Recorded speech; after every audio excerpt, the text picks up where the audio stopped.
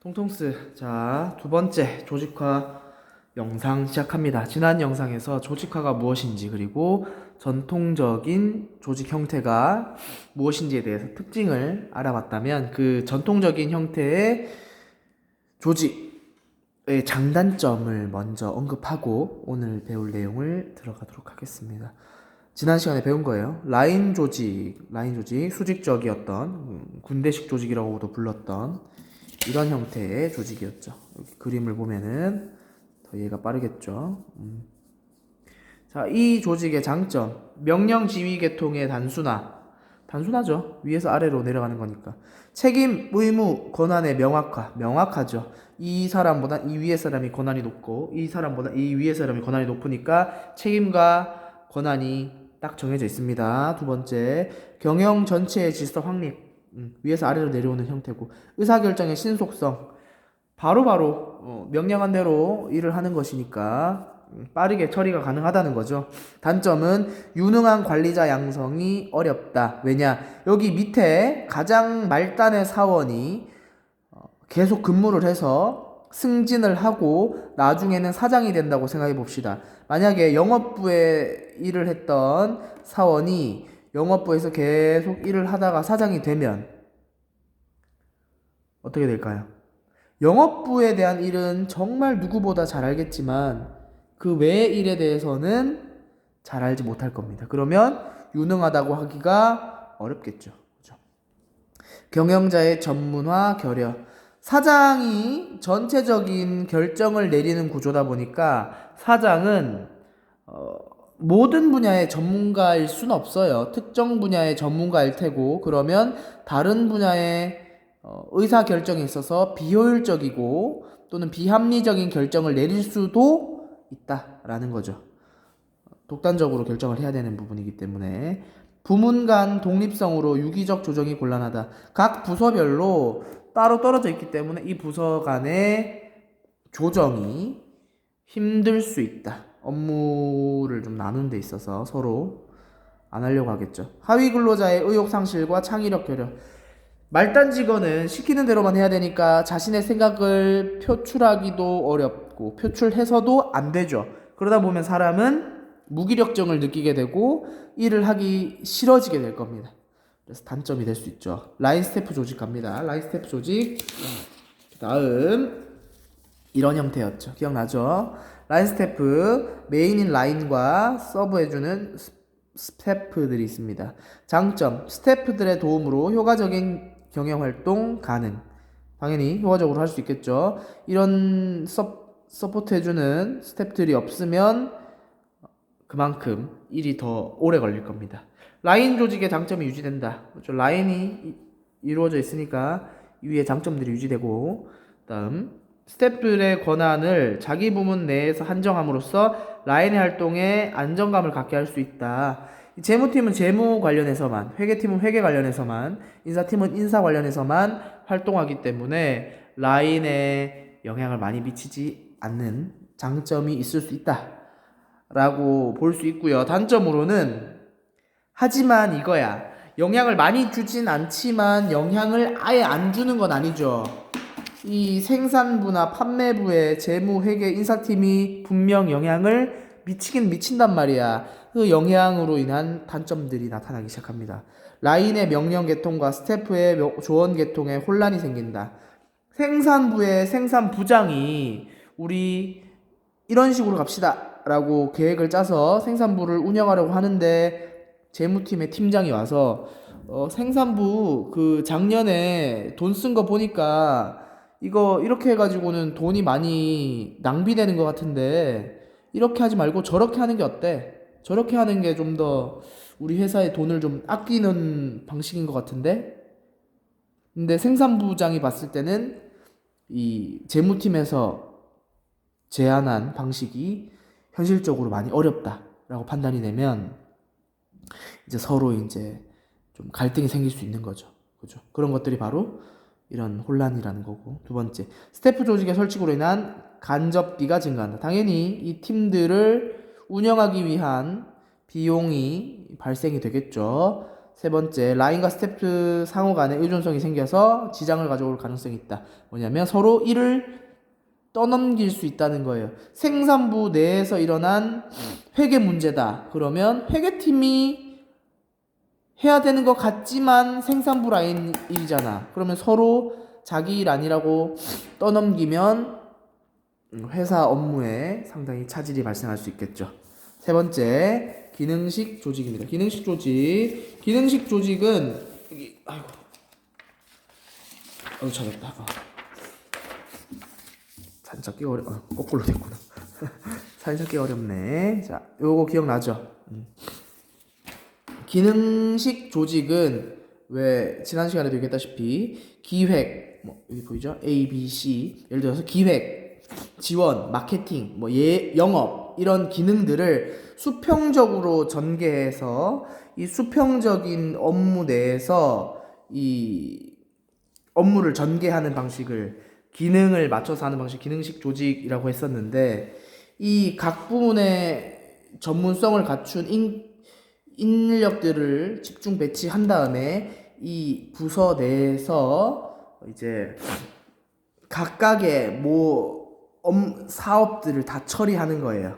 예를 들어서 A 부서가 이제 연구개발 부서다. 그러면 과자 회사야. 과자 회사에서 A 부서가 이제 연구개발 부서면 A라는 과자가 있고 B라는 과자가 있고 C라는 과자가 있고 D라는 과자가 있을 수 있잖아요. 그럼 A 맛 과자, B 맛 과자, C 맛 과자, D 맛 과자의 연구개발은 A 부서에서 다 담당하는 거야. 한꺼번에. 그죠? 그다음 B 부서는 만약에 마케팅이다. 그럼 A 맛 과자 마케팅, B 맛 과자 마케팅, C 맛 과자 마케팅, D 맛 과자 마케팅 싹 다 담당하는 거야. 그렇게 하고 또 그 밑에 A 맛 담당하는 이제 담당자들이 이제 실무 담당자들이 있겠죠. 그래서 이런 식으로 수평적으로 이제 처리하는 기능식 조직의 특징이 있었는데 장점입니다. 할당된 업무를 훈련을 일관되게 처리할 수 있다. 이 업무를 기술별로 즉 연구개발이란 마케팅이나 지원이나 기획이나 기술별로 이제 집중적으로 인력을 배치시켜서 일을 하기 때문에 훈련이 된단 말이에요. 일 처리하다 보면. 그래서 일관되게 처리가 가능하고 전문적 기술의 인력을 더욱 전문화시킬 수 있다. 그래서 연구개발이나 마케팅, 지원, 기획 같은 부서에서 이제 일을 이제 전체적으로 전문적으로 처리해서 이 과자들을 만들어내는 거죠. 기능에 따라 관련 부문끼리 업무를 수행하기 때문에 규모의 경제 효과가 있음. 규모의 경제는 이제 됐다. 규모의 경제는 이제 경제 시간에 배웠을 텐데 규모가 커지면서 경제적으로 이익을 얻는 효과를 규모의 경제라고 해요. 예를 들어서 공장의 규모가 커지면 생산량이 증가하기 때문에 회사의 이익이 증가하죠. 그것처럼 규모가 커지면 그만큼 좀 낭비되는 낭비되는 시간이나 비용이 줄어들기 때문에 이제 이익을 얻는다라는 건데 예를 들어서 아까 전에 봤다시피 A 부서가 연구개발 부서야. 연구개발 부서가 A 맛, B 맛, C 맛, D 맛의 연구개발을 다 담당하기 때문에 A 연구개발 부서 따로, B 연구개발 부서 따로, C, D 연구개발 부서를 따로 하고 설비를 따로 설치할 필요가 없이 그냥 하나 만들어 놓으면 연구개발 부서에 있는 연구 설비를 하나 만들어 놓으면 A, B, C, D 다 연구를 할 수 있다는 거예요. 그래서 각 부서별 설비가 통합되는 겁니다. 그래서 관련 부문끼리 업무를 수행하기 때문에 어떤 자원이나 노력을 낭비하는 그런 일이 적어져서 규모의 경제가 이루어진다, 실현된다라고 하고요. 단점 보겠습니다. 부서 이기주의 가능성. 이 각 부서들이 여러 가지 업무를 자신들이 맡은 전문적인 기술을 바탕으로 처리해 나가는 수평적인 구조다 보니까 수직적 구조가 아니에요. 누구에게 명령을 받는 그런 구조가 아니라 위에는 거의 없는 거야. 사장밖에 없어. 이 부장들끼리는 서로 이제 수평적인 구조이기 때문에 자기들 부서에게 편하게 업무를 처리하려고 하다 보면은 다른 부서에서 이제 마음에 안 들거나 갈등이 생길 수 있는 거죠. 그래서 이제 서로 갈등이 일어나는 이기주의가 가능하고요. 제품이나 서비스에 대한 책임 소재가 불분명하다. B 제품이 B맛 과자가 안 팔려. 요번 달이 지난달에 비해서 만약에 판매량이 10% 줄었어. 그럼 누구 책임입니까? 연구개발? 뭐 A, B, C 다 걸려있죠. 그죠? 종합적으로 총괄해서 담당하는 사람이 없죠. B에 대해서. B 업무에 대해서. 이 A, B, C, D 각 부서에서 다 이 B맛 과자를 담당했기 때문에 각 부분을. 그래서 책임 소재가 불분명하고 문제가 발생했을 때 구성원이 자기 부서 중심의 안목을 가지게 된다. 이 A 부서에서는 A 부서 업무만 처리하잖아. 아까 전에 연구개발이라고 하고 B가 뭐 마케팅이라 한다면 연구개발 부서의 담당자들은 이 과자의 맛을 만들어내기 위한 것에만 초점을 맞추는 거야. 뭐 가격 뭐 이런 거 신경 안 써. 그냥 맛, 좀 새로운 맛, 이 소비자들이 좋아할 만한 맛을 만들어내고 뭐 그런 그런 것들을 이제 좀 이렇게 막 개발하는 거에 관심이 많아. 그러면 이제 이 회사의 전체적으로 굴러가는 전체적이고 이제 좀 더 거시적인 관점, 안목은 줄어드는 거죠. 이 과자가 그러면 소비자들에게 어떻게 마케팅 돼야 되는지, 가격은 어떻게 형성되는지, 또는 이 유통 단계는 어떤 건지에 대한 거는 전혀 모른다는 거죠. 왜냐하면 자기 할 일만 하면 되니까. 그렇게 되면 역시나 최고 경영자 양성에 곤란하겠죠. 왜? 이런 부서에서 일하던 사람이 최고 경영자가 되기란 어렵죠. 최고 경영자는 전체적인 안목이 있어야 되니까. 자, 다음 사업부제 조직입니다. 사업부제가 잠시만요. 여기 있다. 아유, 찾기도 어려워. 많아가지고. 자, 입니다. 사업부제 조직의 이렇게 할게요.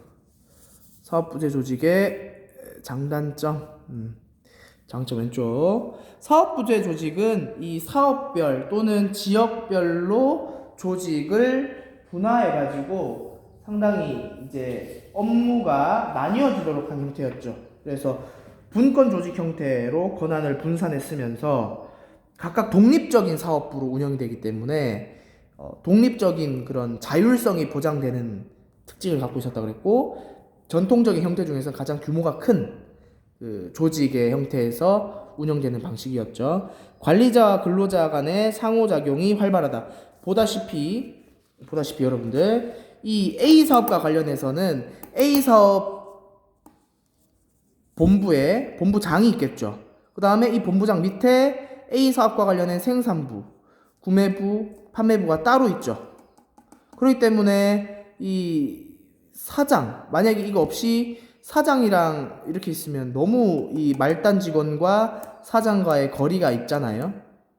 그러니까 의사소통이 좀 되려면 아주 좀 서로 먼 관계처럼 느껴지는데, 이 A 사업이라고 이제 묶여 있는 경우에는 근데 좀 서로 자주 소통할 수 있는 거죠.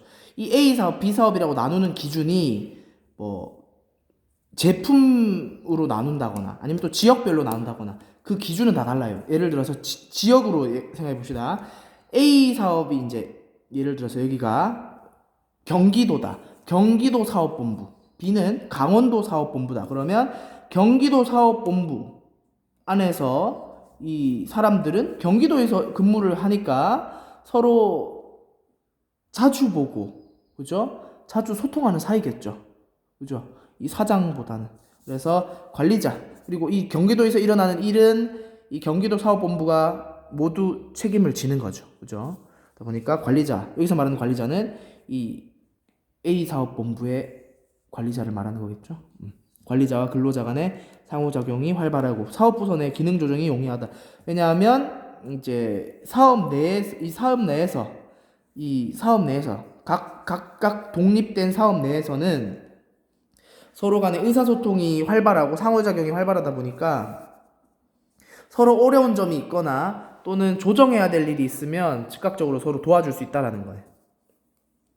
각 사업부의 책임 운영이므로 성과 평가가 합리적임. 딱 보다시피 여기서는 경기도 사업부, 여기는 강원도 사업부, 뭐 경상도 사업부, 전라도 사업부 다 있어. 서울 사업부, 제주도 사업부.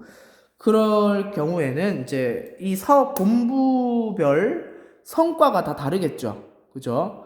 이 본부에서는 성과가 얼마. 그러면 그 성과를 내는 데 있어서 핵심적인 역할을 한 사람들이 있겠죠. 그럼 핵심적인 역할을 한 사람에게 보상을 더 많이 해주는. 그러니까 조금 더 합리적인 평가가 가능하다는 거예요. 그래서 이렇게. 왜냐하면 책임 운영을 하기 때문에 이 경기도 지역은 이 경기도 본부가 책임을 지기 때문에 그죠. 그러려면 열심히 해야겠죠.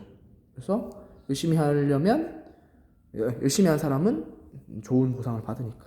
최고 경영자의 양성에 유리하다. 왜냐하면은 이 경기도 사업본부, 예를 들어서 경기도 사업본부에 속해 있던 말단 직원이 승진을 해서 이제 경기도 사업본부의 본부장이 됐어요. 그러면 경기도에서 일어나는 이 사업을 전체적으로 다 총괄할 수 있는 거죠. 보세요. 경기도 사업에서 일어나는 구매, 생산, 판매 등등의 전반적인 업무를 다 담당할 수 있는 거지. 그죠? 올라가면서. 그러면 이 본부장이 된 뒤로 만약에 B로 갔어.